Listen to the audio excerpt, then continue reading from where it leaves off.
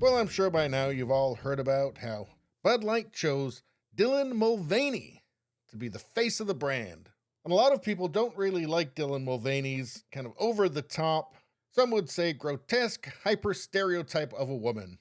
And I think they've got a point because I've never met a woman who acts like this. Some might call it over the top and maybe even insulting. But anyway, this was a woke bridge too far for Kid Rock, and he took out his frustrations on a bunch of Bud Light cans. Of course, you got the opposite reaction from The Offspring, who decided to make their backstage full tranny from now on.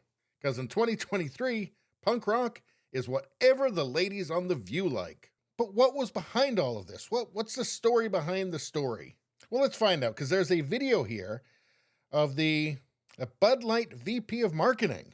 And what does she have to say? Let's take a look. I'm a businesswoman. I had a really clear job to do when I took over Bud Light. And it was, this brand is in decline. It's been in decline for a really long time.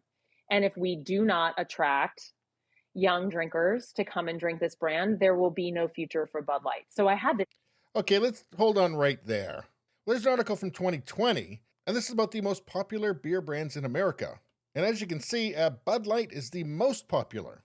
And you can see they did see a decline from 2018, but they're still number one with a 13.24% market share. Here's from 2022, still number one.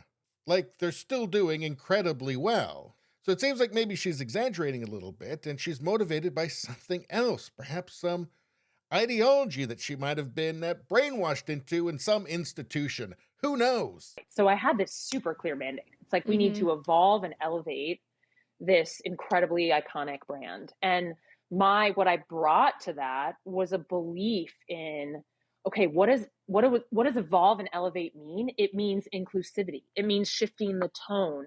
It means having a campaign that's truly inclusive and feels lighter and brighter and different and appeals to women and to men. And representation is at sort of the heart of evolution. You've got to see people who reflect you in the work. And we had this hangover. I mean, Bud Light had been kind of a brand of fratty, kind of out of touch humor. And it was really important that we had another approach.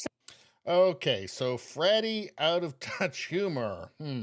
Well, as they note in this article on Louder with Crowder, that means straight white men. And on top of that, it just means generally not woke, politically incorrect, triggering. It means, toxic male, which toxic male is basically any man being happy anywhere, anytime, about anything. And of course, she's got her woke buzzwords in there, representation, inclusivity, and they need to evolve and elevate. Elevate? Elevate what? It's basically weak chemical water. But anyway, the language says it's all woke language, shifting the tone. And the key thing in here is really the shifting the tone, right? Shifting the tone to what? Too woke. For what? For what reason? To sell more beer? Hell no. It's to sell more woke. Here, she says it's got to appeal to men and women. So she hires a man dressed as a woman. I'm not sure that's how it works. Yeah, this isn't about selling more beer. What this really comes down to is that she just doesn't know any other way to think. This is her entire worldview. This is the only thing that matters. What's happened is she's gone to university. She's been brainwashed. She's been trained to not think. She's been taught that she already knows the answer to every question, and the answer is whatever seems more left-wing. So what's happened is she's gone to university, she's gotten brainwashed, she's gotten her degree, she's gotten her job, she doesn't know how to think, she doesn't know how to learn, and her woke professors have given her one strategy for everything. Does it feel left-wing? Do it. Does it feel counter-revolutionary in some way? Don't do it.